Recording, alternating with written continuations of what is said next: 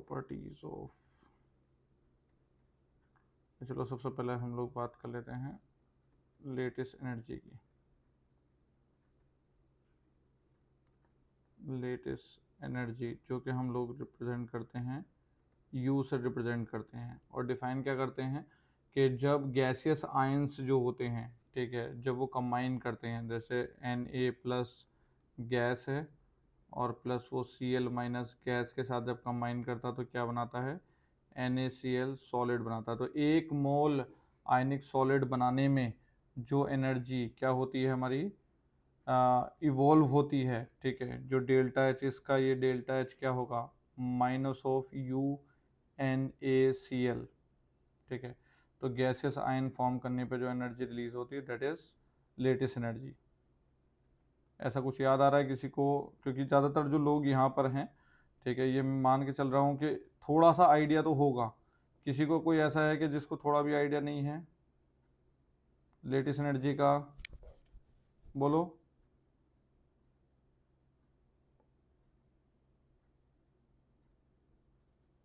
कोई ऐसा है कि बिल्कुल भी आइडिया नहीं है कि लेटेस्ट एनर्जी क्या होती है? क्योंकि कहीं ना कहीं ये चीज़ आ चुकी होती है, ठीक है, डिस्कस हो चुकी होती है। 11th में केमिकल बॉन्डिंग, जैसे ड्रॉप ईयर की बात करूँ तो केमिकल बॉन्डिंग अभी हाल फिलहाल हुआ ही है, तो उन लोगों को तो पता ही होगा, ठीक है। बाकी जो 12th वाले हैं उन्होंने ये चीज़ जो है 11th में पढ़ी ही होगी, ठीक है, केमिकल बॉन्डिंग वाले पार्ट में। ओके, तो मैं यहाँ पर जो है, तो मैं डायरेक्टली कुछ क्वेश्चंस देकर थोड़ा सा उससे आइडिया ले लेता हूँ कि तुम्हें ध्यान है कि नहीं है चीज़ें, ठीक है। तो latest energy basically it is the amount of energy release when 1 mole of ionic latest is formed from its constituent gaseous ions. ये डेफिनेशन है, ठीक है। चलो लिख देता हूँ इसका, amount of energy release when 1 mole of ionic lattice is formed from constituent gaseous ions।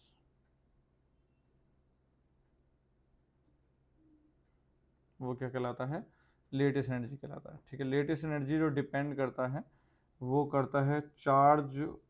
Latest energy is directly proportional to cation का charge and also directly proportional to anion का चार्ज। कटायन का charge है, अनायन का charge हो, दोनों के directly proportional होता है, क्योंकि चार्ज डेंसिटी पर बेसिकली डिपेंड करता है। एंड इन्वर्सली प्रोपोर्शनल होगा आर प्लस या फिर inversely proportional to R minus, ठीक है। मतलब साइज के इन्वर्सली प्रोपोर्शनल और चार्ज के directly proportional basically lattice energy रहता है, ठीक है। प्लस और माइनस क्या बता रखा है, कटायन और अनायन के लिए, ठीक है। ये क्या है, कटायन के चार्ज के लिए, और ये किसके लिए है, अनायन के चार्ज के लिए। और आर क्या है, रेडियस, दैट इज साइज को रिप्रेजेंट कर रहा है, ठीक है। अब मैं 2-3 बस इस क्वेश्चन देकर एक बार चेक कर लेते हैं लेटेस्ट एनर्जी कंपेरिजन आता कि नहीं आता। ऑर्डर ऑफ लेटेस्ट एनर्जी,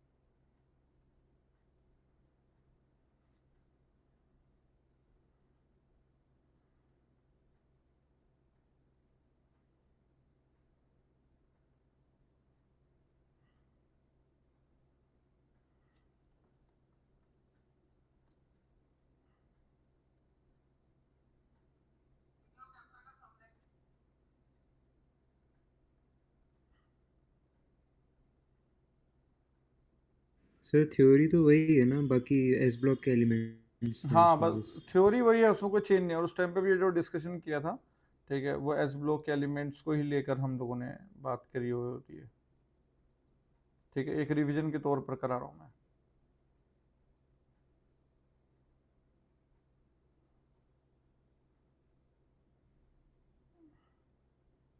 बताओ इन 4 क्वेश्चन के थ्रू बता दो जरा, लेटेस्ट एनर्जी कंपैरिजन। इन चारों का अगर आंसर ठीक आ गया दैट मीन्स ये है कि लेटेस्ट एनर्जी हमको आता है, क्योंकि लेटेस्ट एनर्जी में यूज़ करूँगा। एक्चुअली लेटेस्ट एनर्जी इंडिपेंडेंटली नहीं, उसको यूज़ किया जाएगा सोल्यूबिलिटी को समझने में या थर्मल स्टेबिलिटी में समझने में, ठीक है। तो इसलिए बेसिकली वो रहेगा, ठीक है। ओके, बताओ इसमें क्या आंसर आ रहा है। फर्स्ट का क्या आ रहा है, इंक्रीजिंग डिक्रीजिंग। सर फर्स्ट का तो मतलब डिक्रीजिंग आएगा, लेफ्ट टू राइट। फर्स्ट का डिक्रीजिंग आएगा। ध्यान रखना चार्ज डेंसिटी पे डिपेंड कर रहा है। यहाँ पर फ्लोराइड सब में कॉमन है, तो यहाँ पर सब पे चार्ज भी कटायन पे क्या है, सेम है। तो कटायन के साइज के इन्वर्सली प्रोपोर्शनल रहेगा, आर प्लस के इन्वर्सली प्रोपोर्शनल रहेगा, तो क्या रहेगा, डिक्रीजिंग रहेगा। क्लियर। सेकेंड वाला, इसमें सब में सोडियम कॉमन है, तो सोडियम से तो डिसीजन होगा नहीं। कंपैरिजन जब भी करते हैं तो कॉमन एलिमेंट्स को लेना देना नहीं है, ठीक है। तो अलग कौन है, अनायन अलग है, कटायन तो सब में सेम है। अनायन का चार्ज भी क्या है, सेम है। तो अनायन के किस पे डिपेंड करेगा, साइज पे डिपेंड करेगा, ठीक है। क्लियर है। तो साइज पे डिपेंड करेगा, तो साइज कम कहाँ पर है, इधर है। क्लियर है, कोई परेशानी इसमें। तो सर ठीक है। यहाँ पर अगर बात करें क्लोराइड टाइप ऑफ अनायन सेम है। अगर यहाँ कटायन की बात करें तो इस पर +1 है, इस पर +2 है और इस पर +3 है। चार्ज जहाँ पे भी ज़्यादा होता है वहाँ पर, चार्ज जहाँ पर भी ज़्यादा होता है, देखो Q प्लस के डायरेक्टली प्रोपोर्शनल। चार्ज जब भी ज़्यादा होता है तो साइज नहीं देखते, charge is a dominating factor, charge is a dominating factor. Okay, fourth वाला बता दो, इंक्रीजिंग डिक्रीजिंग क्या है।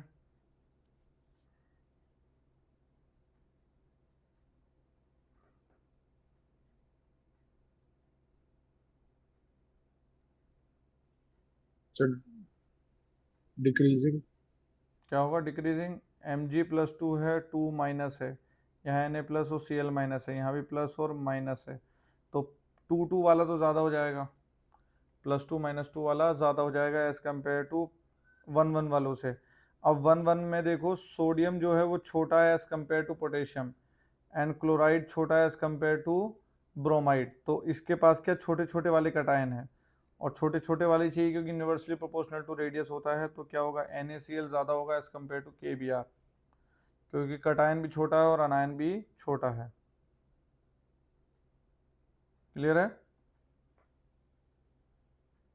ठीक है। तो लेटेस्ट एनर्जी कंपेयर करते हैं, चार्ज डेंसिटी है ये जो मैंने, ये पॉइंट जो लिखा है ना, बेसिकली किसके बारे में है, चार्ज डेंसिटी को लेकर है, ठीक है। चार्ज डेंसिटी के लिए भी क्या ज़्यादा होना चाहिए, चार्ज ज़्यादा होना चाहिए और साइज कम होना चाहिए, ठीक है। पहला फैक्टर था लेटेस्ट एनर्जी। दूसरी चीज़ है फजान्स रूल, ठीक है, जो covalent character in ionic compound की बात करते हैं हम लोग, covalent character in ionic compound, that is फजान्स rule,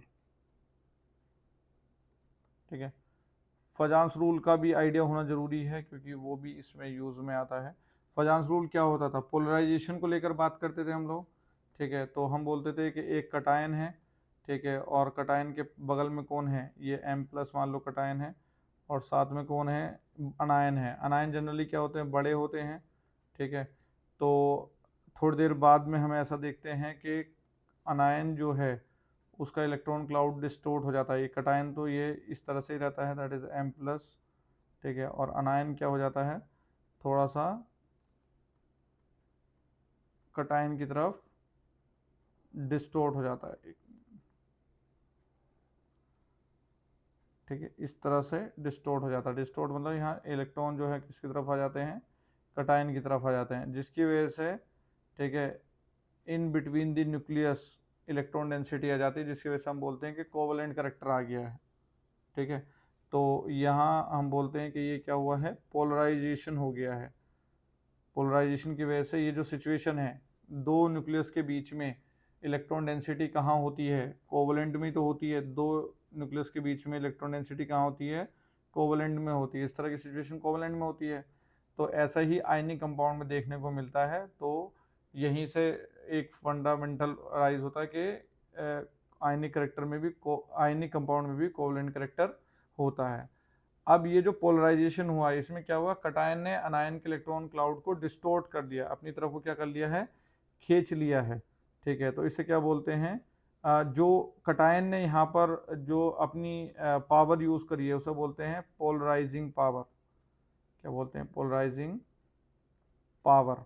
ठीक है, और जो अनायन के टूटने की या डिस्टोर्ट होने की जो एबिलिटी है, क्योंकि बड़ा अनायन रहेगा तो ज़्यादा डिस्टोर्ट होगा, छोटा अनायन रहेगा तो इलेक्ट्रॉन पास पास रहेंगे न्यूक्लियस के तो कम डिस्टोर्ट होगा, तो इसे बोलेंगे दैट इज पोलराइजिबिलिटी। क्या बोलेंगे, पोलराइजिबिलिटी। क्लियर। ठीक है, अब इसमें फजांस रूल ने 3-4 पॉइंट दिए होते हैं कि क्या कब ये सर हाँ बोलो। सर जब मतलब पिछले साल भी पढ़ा था तो एक चीज समझ में नहीं आई थी कि पोलराइजिंग पावर और पोलराइजिबिलिटी सेम नहीं है एक तरीके से फिर। नहीं, पोलराइजिंग पावर, कटायन का कुछ नहीं बिगड़ा है, कटायन ने सामने वाले के इलेक्ट्रॉन क्लाउड को डिस्टोर्ट किया है, तो जो पावर यूज करी है डिस्टोर्ट करने के लिए, जो चार्ज डेंसिटी जो यूज करी है एम प्लस ने अपनी, that is polarising power. And anion के टूटने की एबिलिटी, कटायन थोड़ी टूट रहा है, सेम कैसे हो जाएगा, समझ पा रहे हो, मतलब मैं तुम्हें इन्फ्लुएंस कर रहा हूं तो ये मेरी पावर है इन्फ्लुएंस करने की। ठीक है, बट तुम में से सब लोग सेम इन्फ्लुएंस होंगे क्या, वो तुम्हारी एबिलिटी है इन्फ्लुएंस होने की। समझ पा रहे हो क्या बोल रहा हूं मैं, यस सर। मेरे इन्फ्लुएंस करने की पावर है, तुम सब लोग सेम अमाउंट से इन्फ्लुएंस नहीं होंगे, that means that is your ability to be influenced.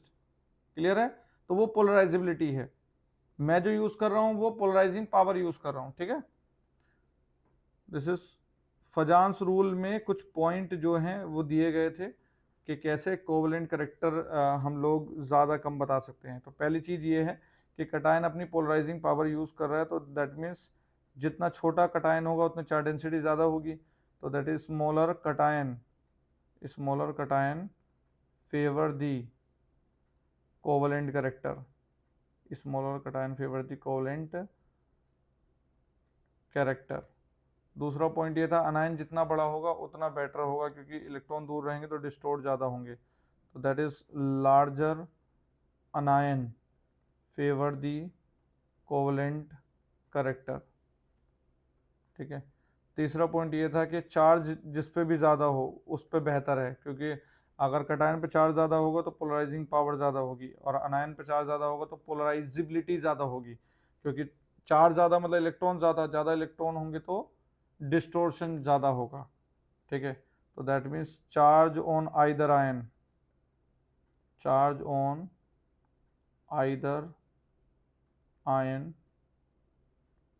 Favour the covalent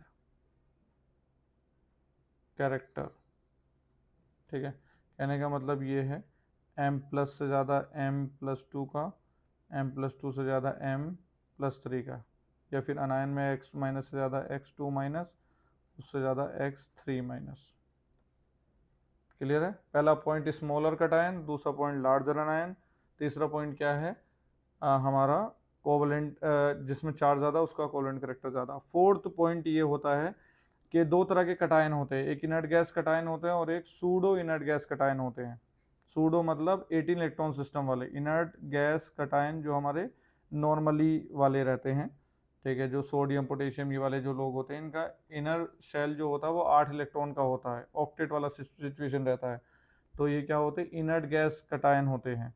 ठीक है, और जिंक+2 जैसे लोग जो हैं जिनमें आउटर मोस्ट में 18 इलेक्ट्रॉन सिस्टम होता है, तो उन्हें क्या बोलते हैं हम लोग, सूडो इनर्ट गैस बोलते हैं। यहाँ पर मैं बोल रहा हूँ कि सोडियम टाइप जैसे, that is inert gas cation जिसे बोल देंगे IgC। ठीक है, और जिंक+2 जैसे इनर्ट गैस कटायन क्या होते हैं, 8 इलेक्ट्रॉन सिस्टम होते हैं, IgC मतलब 8 इलेक्ट्रॉन सिस्टम बोलते हैं, इन आउटर मोस्ट शेल में इनके क्या रहते हैं, 8 इलेक्ट्रॉन रहते हैं। और जिंक+2 में अगर हम आउटर मोस्ट में देखेंगे तो वो 18 इलेक्ट्रॉन सिस्टम है, तो इनको बोलते हैं pseudo inert gas cation, that means PIGC, ठीक है। ये क्या होते हैं? 18 इलेक्ट्रॉन सिस्टम होते हैं। तो इनके अंदर 18 कैसे आएगा? क्योंकि इनके अंदर 10 इलेक्ट्रॉन डी के भी ऐड हो जाते हैं, और डी के जो इलेक्ट्रॉन है वो टुच्चे इलेक्ट्रॉन है। टुच्चे मतलब पुअर शील्डर हैं, वो ढंग से शील्ड नहीं कर पाते हैं। ढंग से शील्ड नहीं कर पाएंगे तो बाहर वाले शेल को बाहर नहीं रख पाएंगे। तो क्या होता है? बाहर वाला शेल अंदर आ जाता है। जब अंदर आ जाएगा बाहर वाला शेल तो साइज क्या हो जाता है? घट जाता है। सूडो वाला का साइज घट जाता है, और घटने की वजह से चार्ज डेंसिटी बढ़ जाती है। तो ये पॉइंट यही होता है कि अगर पोलराइजिंग पावर कंपेयर करी जाए, क्योंकि कटाए नहीं है, तो अगर इनकी पोलराइजिंग पावर कंपेयर की जाए तो सूडो इनर्ट गैस कॉन्फ़िगरेशन वालों की ज़्यादा होती है as compare to inert gas configuration वालों से। क्लियर? 18 इलेक्ट्रॉन सिस्टम वालों की ज़्यादा होती है as compare to normal 8 electron वालों से, ठीक है।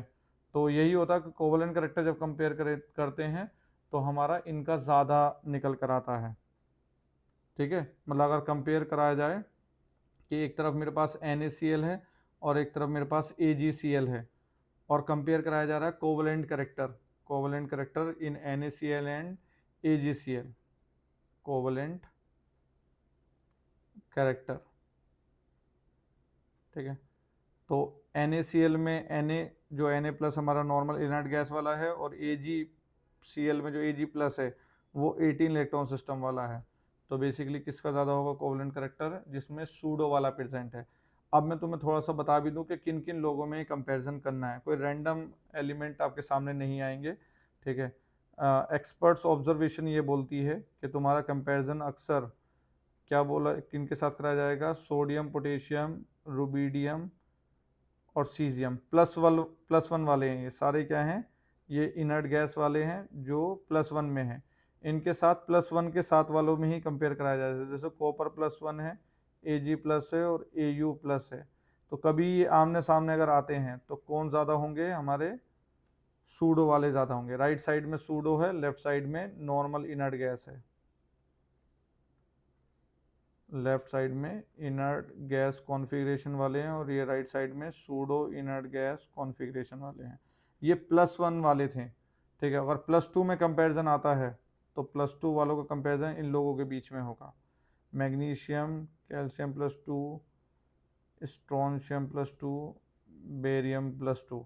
इनका कंपैरिजन किसके साथ? जिंक, कैडमियम, मरकरी, इन लोगों के साथ। तो कभी ये लोग आमने सामने अगर होते हैं तो इनका पोलराइजिंग पावर ज़्यादा रहेगा, ठीक है।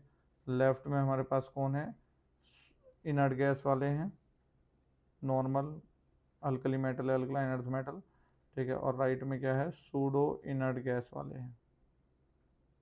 क्लियर है? और सूडो में भी अगर मैं बात करूँ, डाउन द ग्रुप जो पोलराइजिंग पावर है नीचे जाते वक्त वो बढ़ती जाती है, ठीक है, क्योंकि पुअर शील्डर्स जो है वो और बढ़ते जाते हैं।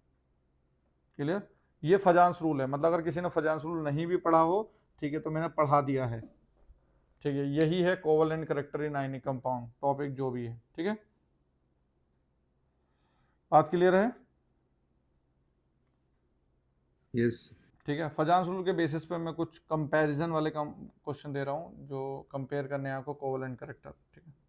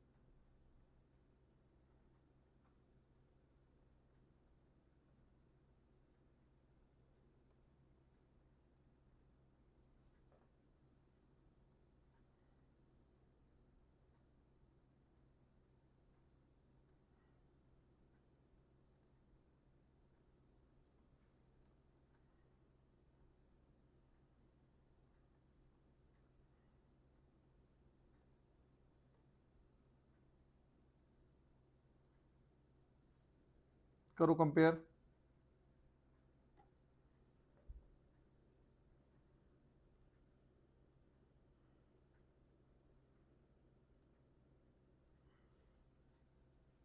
पहले में इंक्रीजिंग होगा, सेकंड में डिक्रीजिंग होगा। कर लो सब लोग कर लो एक बार जरा।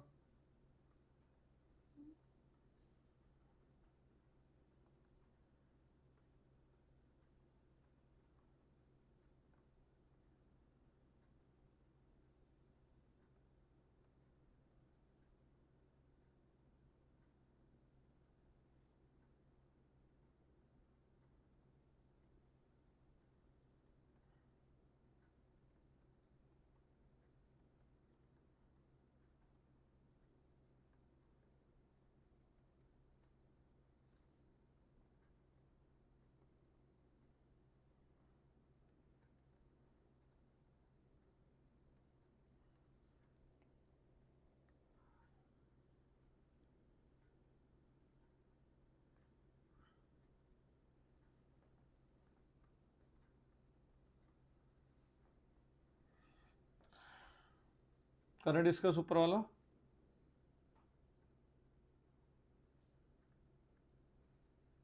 बोलो। सर इंक्रीजिंग पहला वाला। पहला वाला क्या होगा, देखो कटायन सेम है, अनायन क्या होना चाहिए, बड़ा होना चाहिए। ठीक है, तो बड़ा अनायन कोवलेंट करेक्टर ज़्यादा होगा। ठीक है, कटायन तो सब में सेम है। सेकंड वाले में क्या है, अनायन दोनों में सेम है, तो कटायन कैसा होना चाहिए, छोटा कटायन होना चाहिए। छोटा कटायन कौन सा होता है, ऊपर वाले होते हैं। पहले दूसरे में कोई डाउट है क्या? बोलो कोई सर दिक्कत। थर्ड, ठीक है, पहले वाले में क्या है, लार्जर अनायन वाला केस है। सेकंड में स्मॉलर कटायन वाला केस है। ठीक है, थर्ड में अगर मैं बात करूं तो अनायन तो तीनों में सेम है। ठीक है, कटायन का चार्ज अगर मैं देखूं तो वो अलग अलग है, Na+, Mg+2 और Al+3। चार्ज ज़्यादा तो कोवलेंट करेक्टर ज़्यादा, और charge is the dominating factor, मैंने बोला था।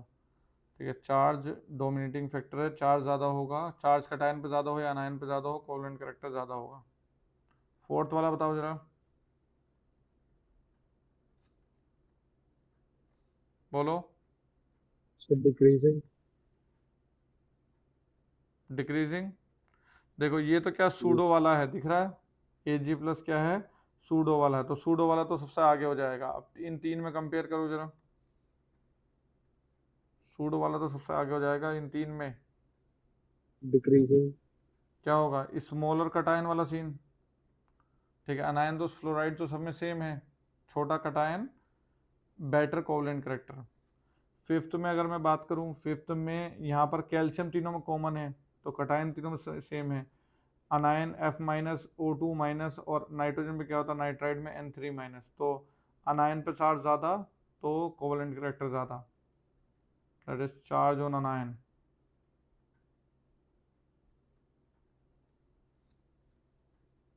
क्लियर है।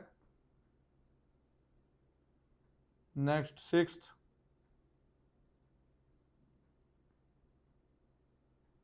सिक्स्थ सर वाला इंक्रीजिंग। क्या होगा, इंक्रीजिंग। इंक्रीजिंग है। ठीक है, पहले दो में अगर कंपेयर करूं तो +1 है यहाँ, यहाँ +2 है, तो कौन सा ज़्यादा होगा। ठीक है, ये ज़्यादा होगा, और ये तो सूडो वाला है, तो सूडो वाला तो सबसे आगे होगा। क्लियर है। Yes sir. नेक्स्ट वाले का आंसर बताओ।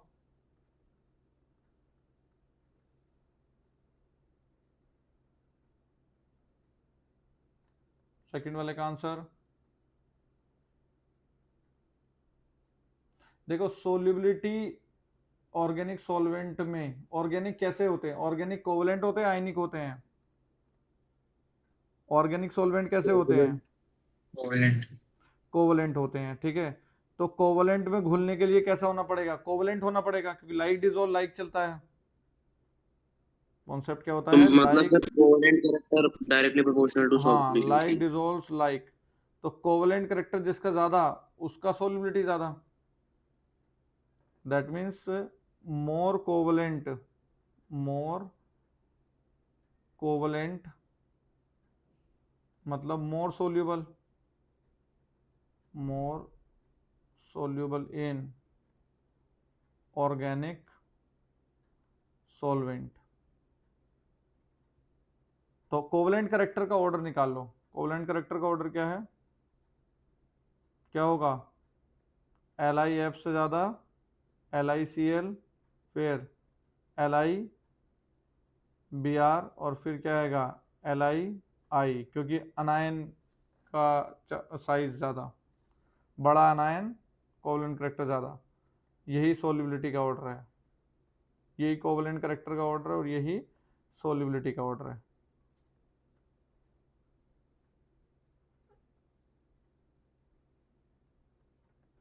बात क्लियर है, कोई परेशानी इसमें?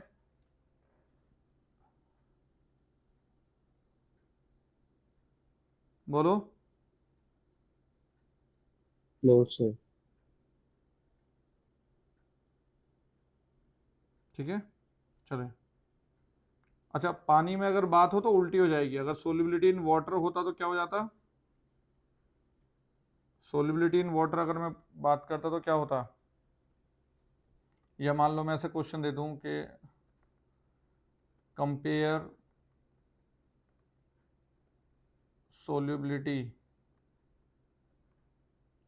In water of AgF, AgCl, AgBr और AgI, तो बताओ क्या हो जाएगा, क्या हो जाएगा answer?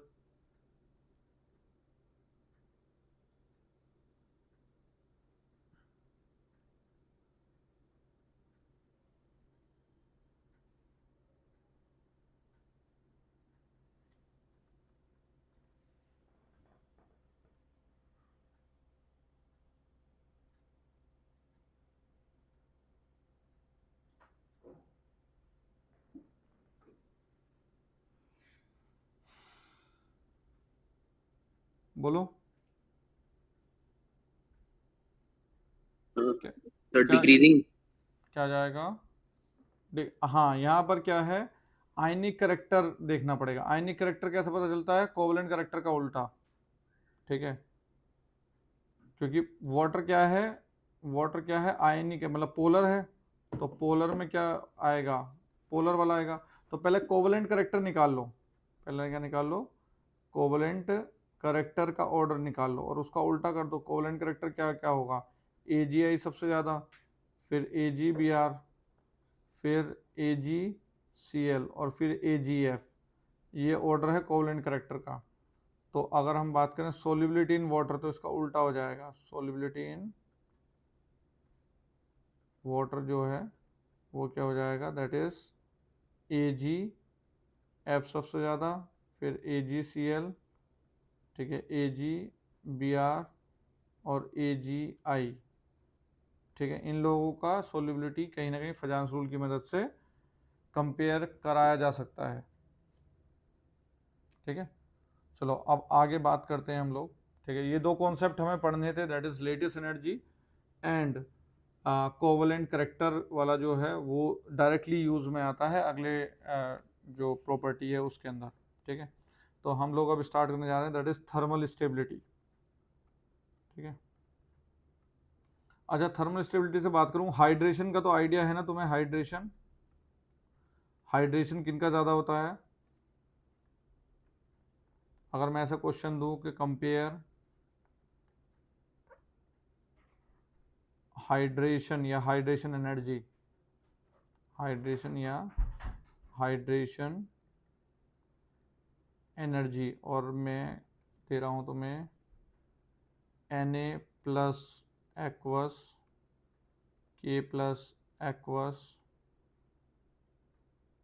Rb plus aqueous, caesium plus aqueous, या फिर F minus aqueous, Cl minus aqueous, Br minus aqueous और I माइनस एक्वस। क्या होना चाहिए, बोलो। तो पहले वाले में इंक्रीजिंग, एक और देता, beryllium +2 aqueous, magnesium +2 aqueous, calcium +2 aqueous, strontium,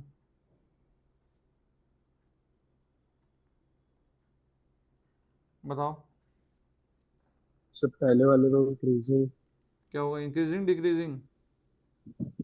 sir decreasing होना इंक्रीजिंग, चाहिए। हाँ, चार डेंसिटी जो हाइड्रेशन एनर्जी होता है या हाइड्रेशन, वो क्या होता है, directly proportional to charge density. जैसे लेटेस्ट एनर्जी था, जैसे लेटेस्ट एनर्जी डिपेंड करता है, वैसे ही हाइड्रेशन एनर्जी डिपेंड करता है।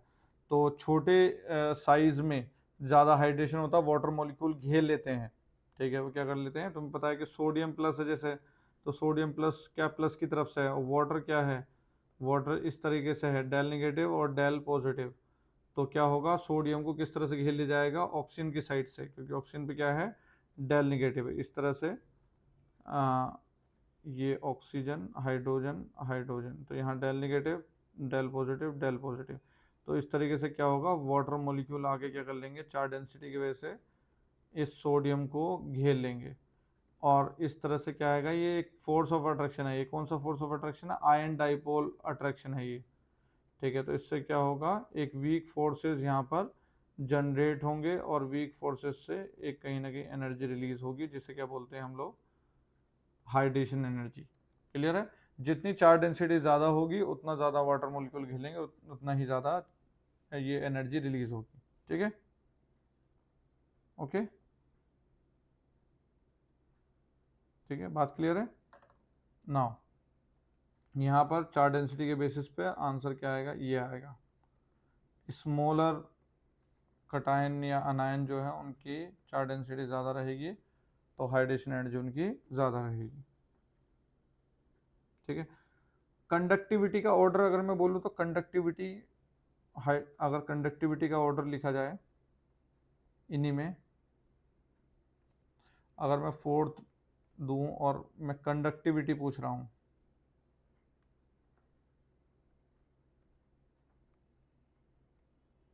कंडक्टिविटी Na प्लस के प्लस Rb प्लस और सीजियम प्लस, बताओ किसकी कंडक्टिविटी ज़्यादा।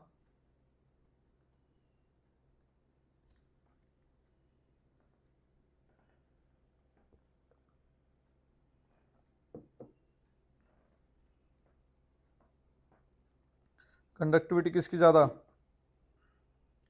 ये तो हमने इलेक्ट्रोकेमिस्ट्री में भी डील किया है, इंक्रीजिंग ऑर्डर, हैं, इंक्रीजिंग ऑर्डर, इंक्रीजिंग या डिक्रीजिंग, इंक्रीजिंग, इंक्रीजिंग, ठीक है। हाइड्रेशन की वजह से साइज इतना बड़ा हो जाता है कि मूवमेंट जो है, ठीक है, वो बहुत स्लो डाउन कर जाता है।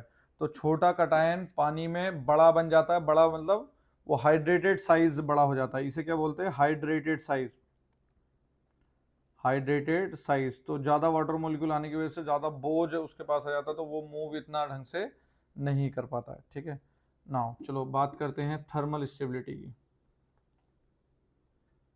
थर्मल स्टेबिलिटी,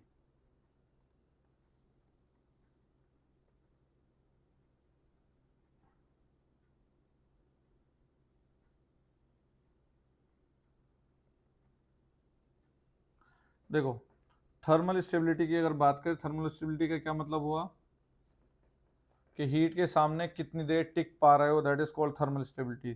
तो कहीं ना कहीं ये बॉन्ड स्ट्रेंथ पर ही मैटर करेगा, ठीक है। ये वाली चीज़ जो है कहाँ किस पे मैटर करनी चाहिए, बॉन्ड स्ट्रेंथ पर। तो सबसे पहले आयनिक से पहले छोटा सा अगर मैं कोवलेंट का डिस्कशन करूँ, ठीक है, that is thermal stability of covalent compounds, जैसे वाटर हो गया, H2S, H2SE या H2TE, ठीक है, या फिर HF, HCl, HBr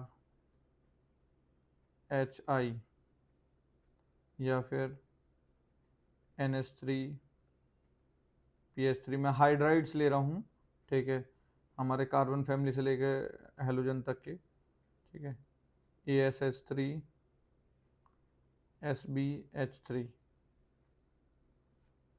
CH4 SiH4 germanium tetra hydrogen, ठीक है। क्लियर है? इनमें मुझे बताओ जरा क्या होना चाहिए, थर्मल स्टेबिलिटी का कंपैरिजन क्या होना चाहिए?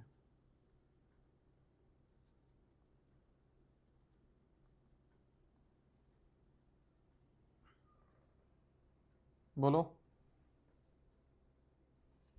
हीट के सामने टिके रहने के लिए क्या चाहिए?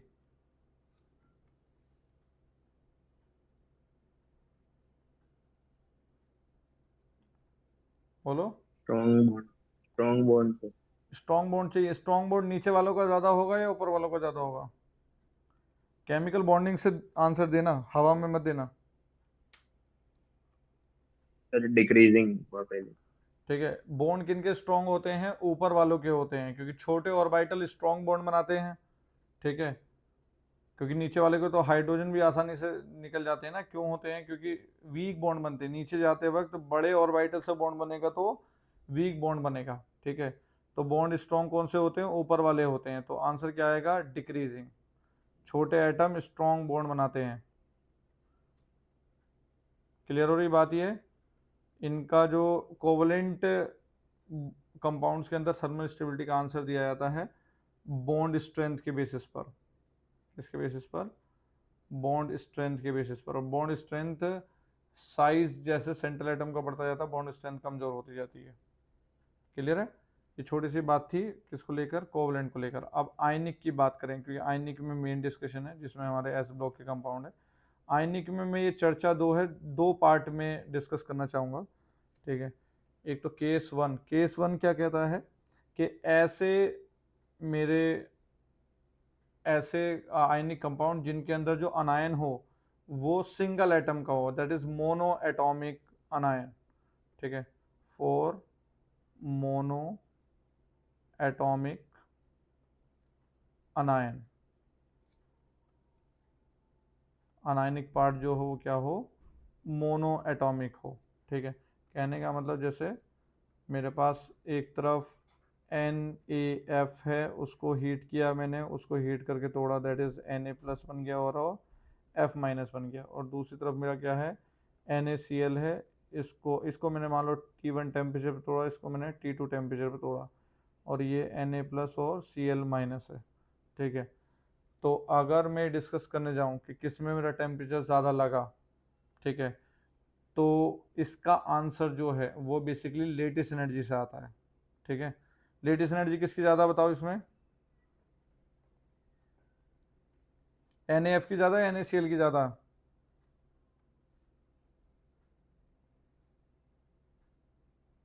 बोलो। NaF की ज़्यादा है या NaCl की ज़्यादा है? लेटेस्ट एनर्जी अभी डिस्कस किया है भैया, पुरानी चीज़ नहीं पूछ रहा हूँ, NAF ठीक है। किसकी ज़्यादा है? NaF की ज़्यादा। तो NaF में ज़्यादा हीट लगी, मतलब टेम्परेचर किस में ज़्यादा आएगा? NaF में ज़्यादा लगेगा। तो थर्मल स्टेबिलिटी जो है, थर्मल स्टेबिलिटी उन लोगों की जिनमें कैसे अनायन होते हैं? मोनो एटॉमिक अनायन होते हैं, उनकी थर्मल स्टेबिलिटी जो है किस बेसिस पर गवर्न होती है? लेटेस्ट एनर्जी पर। That is answer through lattice energy, by lattice energy. Clear है? कोई परेशानी इसमें? ठीक है। ये केस 1 है, आयनिक का केस 1, ठीक है। केस 2 की अगर मैं बात करूं, तो अगर ये मोनो एटॉमिक अनायन के लिए था, तो पॉली एटॉमिक अनायन की अगर हम बात करें, फॉर पॉली एटॉमिक अनायन,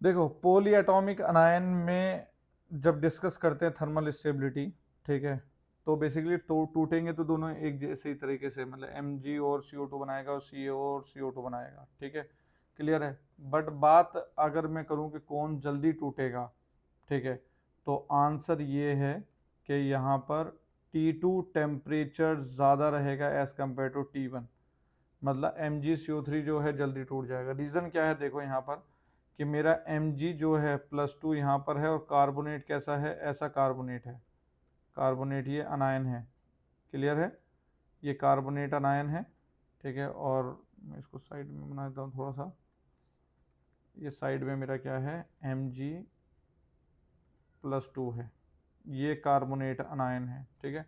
दूसरी तरफ मेरा कैल्शियम +2 है और यहाँ भी क्या है, कार्बोनेट अनायन है, ठीक है। तो अगर मैं यहाँ पर देखूँ तो अनायन तो दोनों जगह सेम है। तुम एक बात बताओ, पोलराइजिंग पावर किसकी ज़्यादा, मैग्नीशियम +2 की ज़्यादा है, कैल्शियम +2 की ज़्यादा? पोलराइजिंग पावर किसकी ज़्यादा, कैल्शियम +2 की या मैग्नीशियम +2 की? मैग्नीशियम। मैग्नीशियम +2 की। तो मैग्नीशियम अपनी पोलराइजिंग पावर से, मैग्नीशियम +2 अपनी पोलराइजिंग पावर से कहीं ना कहीं अनायन को डिस्टोर्ट कर रहा होगा। पोलराइजिंग पावर से क्या कर रहा होगा, उसके इलेक्ट्रॉन क्लाउड को डिस्टोर्ट कर रहा होगा, कर रहा होगा कि नहीं कर रहा होगा? तो ये तो खुद तोड़ने पे लगा पड़ा है, मैग्नीशियम +2 जो है वो कार्बोनेट को खुद तोड़ने पे लगा पड़ा है, तो फिर उसको ज़्यादा टेम्परेचर देने की जरूरत थोड़ी रहेगी। समझ में आ रही क्या बोल रहा हूँ मैं, क्लियर? कहीं ना कहीं इसकी पोलराइजिंग पावर की वजह से इसका कोवेलेंट करेक्टर ज़्यादा है, तो कोवेलेंट करेक्टर ज़्यादा है तो दैट मीन्स ये जल्दी टूट जाएगा, ठीक है। अगर कोवेलेंट करेक्टर उसका ज़्यादा है तो आयनिक करेक्टर किसका ज़्यादा, नीचे वाले का ज़्यादा है, ठीक है। तो दैट मीन्स कोवेलेंट करेक्टर की वजह से वो इंटरनली डिस्टोर्ट करता है, तो इसलिए कम टेम्परेचर पर वो टूट जाता है, ठीक है। तो थर्मल स्टेबिलिटी का जो आंसर आएगा, थर्मल स्टेबिलिटी का जो यहाँ से आंसर आएगा वो ये आएगा, दैट इज CaCO3 की ज़्यादा एज कंपेयर टू MgCO3, ठीक है। और रीज़न क्या है, जिसका आयनिक करेक्टर ज़्यादा, मतलब जिसका कोवेलेंट करेक्टर कम, ठीक है, उसकी थर्मल स्टेबिलिटी ज़्यादा होती है, ठीक है। ये नोट करके भी लिख ली जाए। ऊपर वाले में तो आंसर लेटेस्ट एनर्जी से आ गया था, ठीक है। यहाँ पर क्या है, that is ionic compound, ionic compounds with polyatomic anion, ionic compound with polyatomic anion are thermally more stable when ionic character is high as per फजान्स rule. फजान्स rule covalent character निकाल पाता है, उसका उल्टा क्या होता है, आयनिक करेक्टर होता है। तो पॉलीएटॉमिक अनायन में थर्मली मोर स्टेबल वो होगा जिसका आयनिक करेक्टर ज़्यादा होगा, मतलब जिसका कोवेलेंट करेक्टर कम होगा। ये बात क्लियर है, समझ आई बात? मोनो एटॉमिक समझ लो, यहाँ पर देख रहे हो अनायन क्या था, कार्बोनेट था, कार्बोनेट मतलब पॉलीएटॉमिक। अनायन के अंदर मल्टीपल एटम्स, दो या दो से ज़्यादा एटम, ठीक है। मोनो एटॉमिक मतलब एक ही एटम है अनायन में, ठीक है। तो उनमें लेटेस्ट एनर्जी काम करती है, पॉलीएटॉमिक में हमारा फजान्स रूल के थ्रू हम लोग एक्सप्लेन करते हैं, ठीक है। नाउ इसको लिखो, मैं कुछ क्वेश्चन दे रहा हूँ यहाँ पर।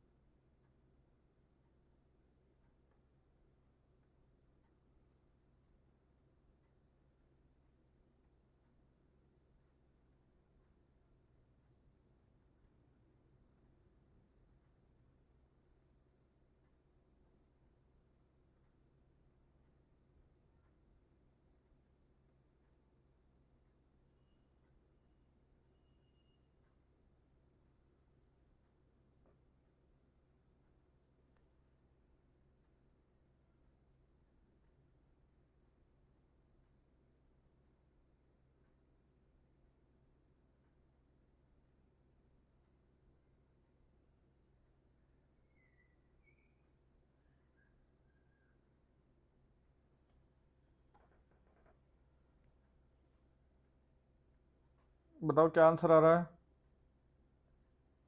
फर्स्ट वाले का।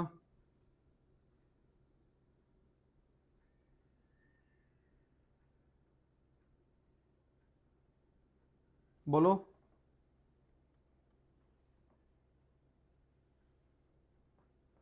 क्या आंसर आ रहा है?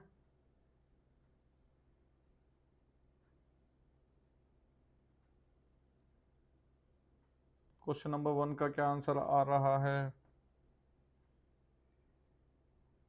बी। बी। और लोग?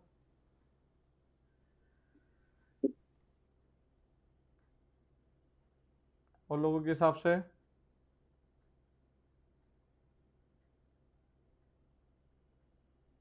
बोलो।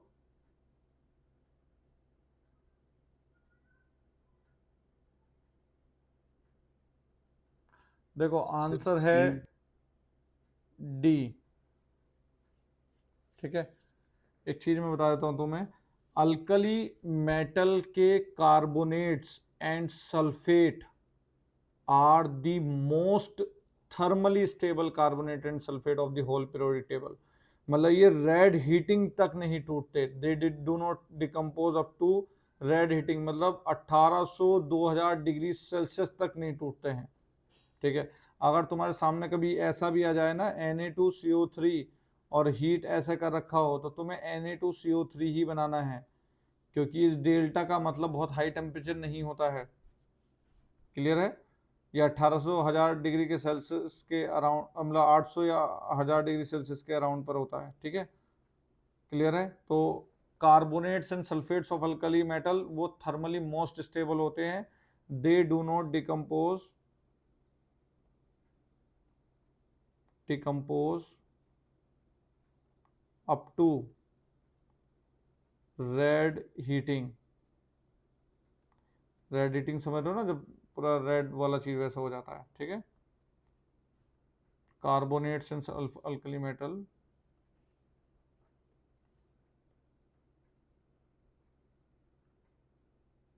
अल्कली मेटल्स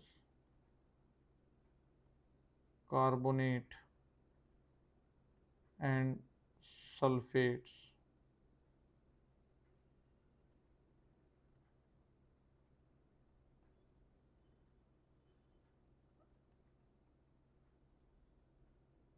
क्लियर है? बात क्लियर है? बोलो। सर ठीक है, अच्छा अगली चीज और मैं बता रहा हूँ कि क्वेश्चन ये है कि कौन एग्जिस्ट करते हैं सॉलिड फॉर्म में। ये थोड़ा सा इस तरह का क्वेश्चन पूछा है क्योंकि मैं तुम्हें कुछ बताना चाह रहा था। सिर्फ 5 ही बाइकार्बोनेट हैं पूरे केमिस्ट्री में जो कि सॉलिड फॉर्म में एग्जिस्ट करते हैं, जिसमें से 2 लोग यहाँ पर हैं। ठीक है, ओनली 5 बाइकार्बोनेट्स, ओनली 5 बाइकार्बोनेट्स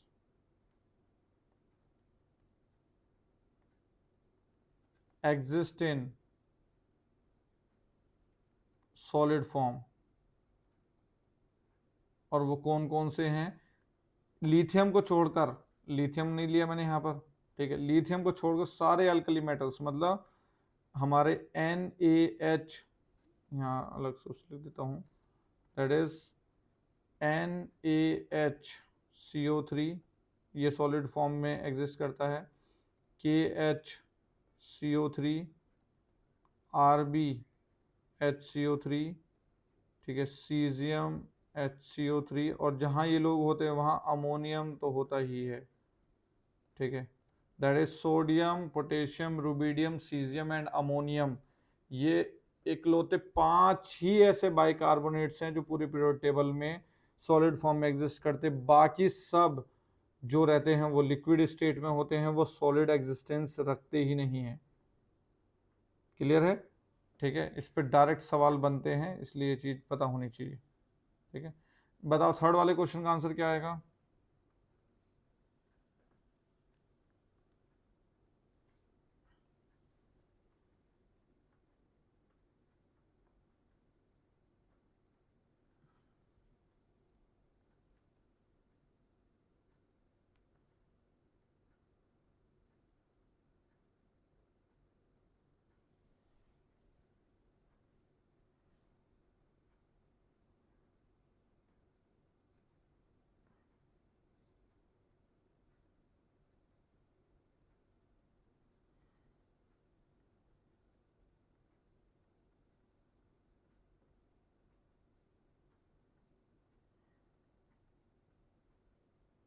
बताओ उसका आंसर क्या आ रहा है?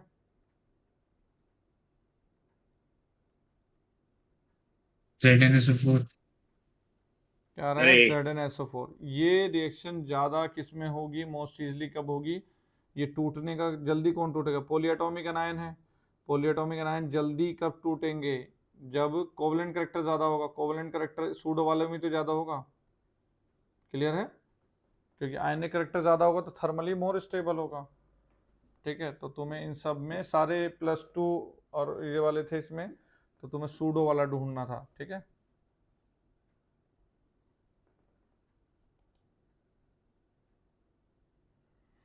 नेक्स्ट मैं कुछ ये ऑर्डर दे रहा हूँ जो कंपेयर करने हैं तुम्हें थर्मल स्टेबिलिटी के सेंस में। यहाँ तुम्हें पोली एटॉमिक और मोनो एटॉमिक ये सब चेक करना होगा।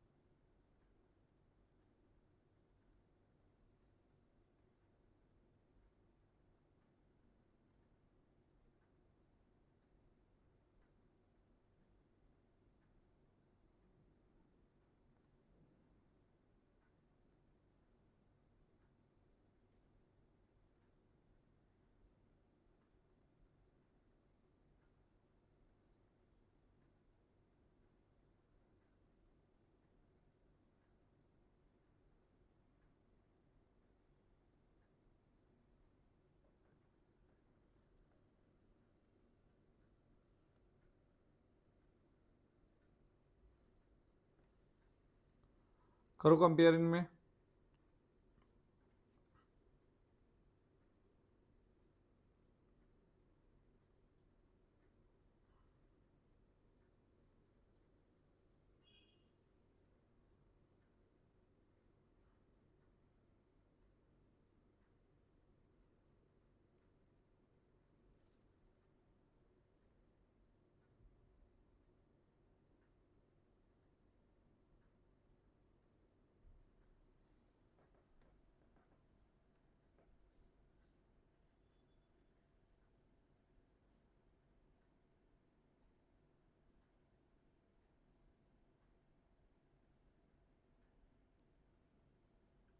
अच्छा, ऊपर वाले पॉइंट में ना, इसमें मैंने जब अल्कली मेटल वाला लिखवाया ना, ठीक है, तो इसमें एक चीज़ लिख लेना, एक्सेप्ट एक्सेप्ट लिथियम का कार्बोनेट।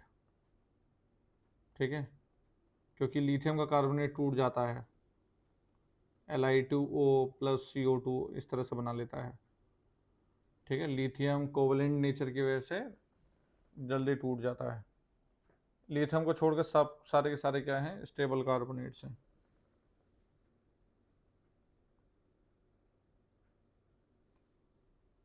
करो जल्दी कंपेयर।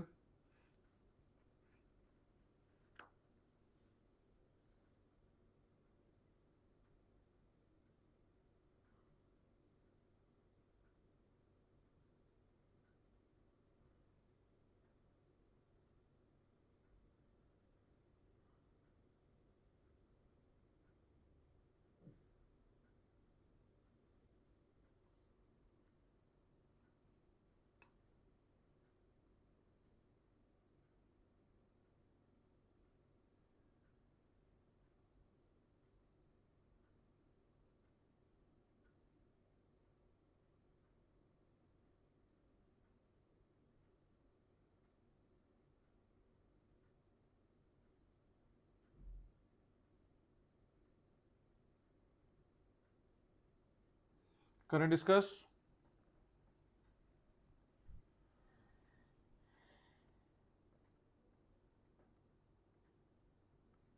देखो पहले वाले में क्या पॉलीएटॉमिक अनायन है, पॉलीएटॉमिक अनायन तो क्या होगा, जिसका आयनिक करेक्टर ज़्यादा उसका थर्मल स्टेबिलिटी ज़्यादा। तो आयनिक करेक्टर क्या होगा, कोवलेंट करेक्टर में तो छोटा कटायन चाहिए होता है, आयनिक करेक्टर उल्टा हो जाएगा, दैट मीन्स बड़ा कटायन। क्लियर है? ठीक है। यहाँ भी क्या है, पॉलीएटॉमिक अनायन है, OH माइनस जो है वो पॉलीएटॉमिक अनायन है, तो 2 एटम है उसमें, तो इसमें भी आयनिक करेक्टर ज़्यादा तो हमारी थर्मल स्टेबिलिटी ज़्यादा। क्लियर है? ठीक है। थर्ड वाले में बेसिकली क्या होगा, थर्ड वाले में K2CO3 Na2CO3 Ag2CO3। ठीक है। तो कोवलेंट करेक्टर का ऑर्डर अगर मैं निकालूं, कोवलेंट करेक्टर का ऑर्डर क्या आएगा, ये आएगा। ठीक है। तो मैं अगर डायरेक्टली नहीं कोवलेंट करेक्टर का मतलब आयनिक करेक्टर का अगर आइडिया नहीं लग रहा है, तो तुम कोवलेंट करेक्टर का ऑर्डर निकाल लो और उसका उल्टा कर दोगे तो वो क्या आ जाएगा, आयनिक करेक्टर का ऑर्डर आ जाएगा। क्योंकि कार्बोनेट पॉलीएटॉमिक अनायन है तो आयनिक करेक्टर के बेसिस पे, ये तो सूडो है तो पीछे होगा सबसे। ठीक है, क्योंकि कोवलेंट करेक्टर में आगे होता था ये। अगला, ये भी पॉलीएटॉमिक अनायन है, बाइकार्बोनेट है, तो इसमें भी क्या होगा, जिसका आयनिक करेक्टर ज़्यादा उसका थर्मल स्टेबिलिटी ज़्यादा।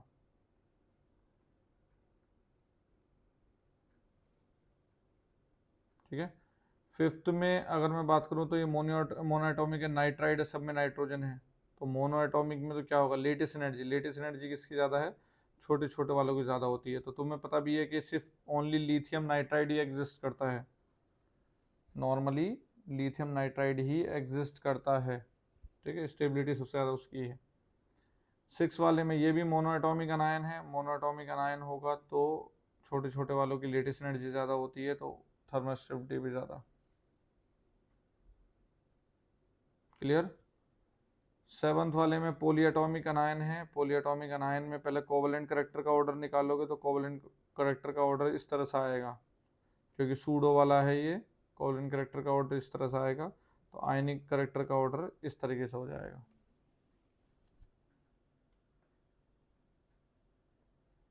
ठीक है।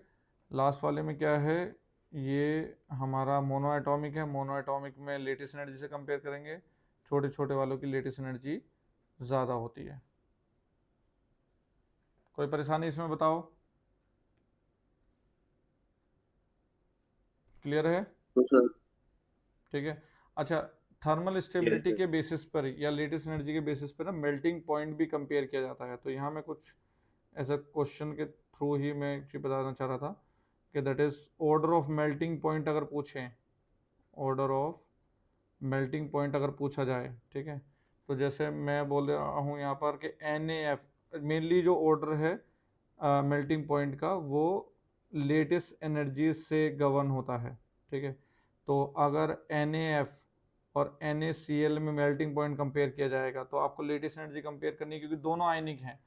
अगर कंपाउंड दोनों ही आयनिक हैं, ध्यान रखना ये चीज़, अगर दोनों आयनिक हैं, दोनों ही कंपाउंड क्या हैं, आयनिक हैं, तो तुम्हें इनके कंपैरिजन में क्या करना पड़ेगा, लेटेस्ट एनर्जी चूज़ करनी होगी आयनिक के बीच में। ठीक है, आयनिक आयनिक के बीच में। अगर कोई आयनिक और कोवलेंट है, क्या है, आयनिक और कोवलेंट है, तो उसमें मेल्टिंग पॉइंट आयनिक वालों का ज़्यादा होगा। क्लियर है? आयनिक और कोवलेंट में लेटेस्ट एनर्जी मत देखने लग जाना, क्योंकि लेटेस्ट एनर्जी डिफाइन किसके लिए हुई थी, सिर्फ आयनिक के लिए हुई थी।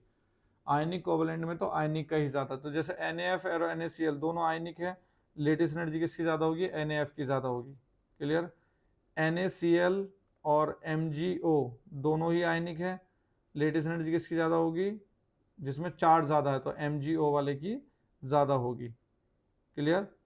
NaF और सीजियम फ्लोराइड, इनमें कंपेयर करूँ तो बताओ लेटेस्ट एनर्जी किसकी ज़्यादा, बोलो।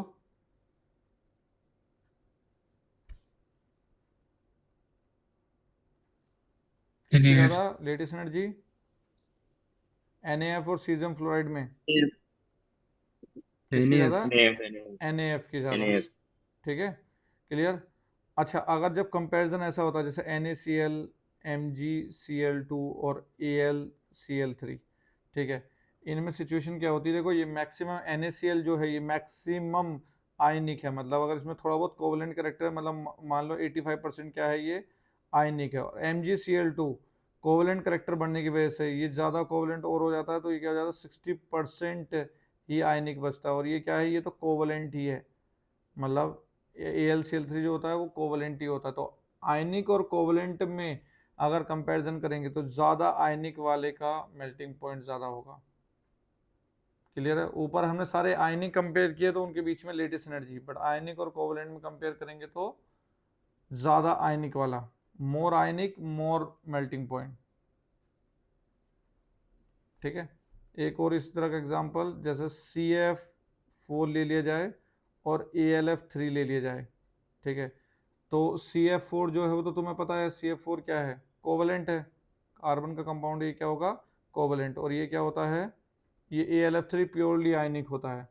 ठीक है, तो तुम्हें 4 और 3 फ्लोरीन नहीं देखने, तुम लेटेस्ट एनर्जी मत निकालने बैठ जाना इसकी, क्योंकि लेटेस्ट तो उसकी निकलेगी ना जो आयनिक होगा, ये आयनिक होता ही नहीं है। तो मेल्टिंग पॉइंट किसका ज़्यादा, AlF3 का ज़्यादा। बात क्लियर है? हाँ, तो कोई परेशानी? क्लियर है? ठीक है, अब मैं तुम्हें एक क्वेश्चन दे के छोड़ रहा हूँ यहाँ पर। ठीक है, कि तुम्हें कंपेयर करना है LiCl, NaCl, KCl, RbCl और सीजियम Cl का मेल्टिंग पॉइंट। ठीक है, थोड़ा सा रिसर्च करना। ठीक है, तुम्हें इसमें कहीं ना कहीं थोड़ी सी मिस्ट्री जैसी सिचुएशन मिलेगी कि इसका मेल्टिंग पॉइंट का फंडा थोड़ा सा सिस्टम अलग हो जाता है, मतलब ऑर्डर जो है वो लीनियर नज़र नहीं आएगा तुम्हें। क्लियर? ठीक है, जिसको हम लोग नेक्स्ट टाइम पर डिस्कस कर लेंगे। तो हमारा एक सोल्यूबिलिटी वाला पार्ट जो है, इंक्रीजिंग ठीक होगा बोलो इसका, इंक्रीजिंग तो होगा इसका, ना ना रेडियस ना कम हो रहा है ना, तो मेल्टिंग बढ़ रहा है। पॉइंट का ऑर्डर, मेल्टिंग पॉइंट का ऑर्डर। ठीक है, जो तुम बता रहे हो वो थर्मल स्टेबिलिटी वाला, उसका थर्मल स्टेबिलिटी वाला ऑर्डर बता रहा हो लेटेस्ट एनर्जी के थ्रू। ठीक है, बट ये आयनिक और कोवलेंट का फर्क यहाँ पर थोड़ा सा आता है। ठीक है, एक बार ट्राई करना है तुम, एक बार जब गो थ्रू करोगे तो तुम्हें पता चलेगा कि इसकी सिचुएशन थोड़ी सी अलग है। क्लियर? तो एक सोल्युबिलिटी वाला पार्ट जो है वो हम लोग नेक्स्ट टाइम पे करेंगे, और नेक्स्ट टाइम पे हम लोग सरफेस केमिस्ट्री जो है वो स्टार्ट कर देंगे। ठीक है, ओके।